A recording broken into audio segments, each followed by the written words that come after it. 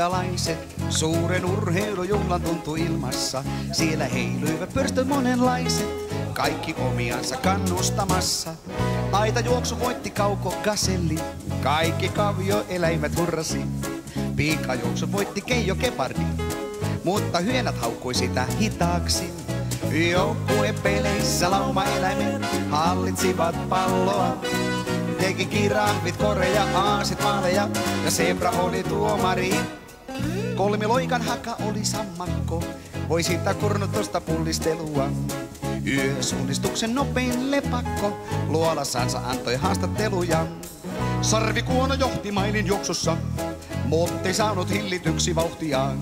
Läpi katsomon se painoi kurvissa, siitä riensi sitten kotiin Keniaan. Eläinten olympialaisissa ei fuskaaminen käy, koska sijat oli järjestysmiehinä ja zebra oli tuomari. Kalat menestyivät estejuoksussa, ne otti etumatkaa vesihaudassa. Mut kukaan halunnut ei painia, palaan kanssa nisäkkäiden sarjassa. Maraton on kamelille helppo juoksu, hopeansa joku outo epeli. Siitä levis paha deodorantin tuoksu, joku tiesi se on apinoiden veli.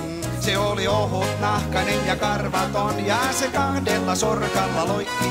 Kun ei moista oltu ennen nähty, niin zebra pisti kilpailut poikki. Niin lähti eläimetkin laitumille, mutta telineille jäivät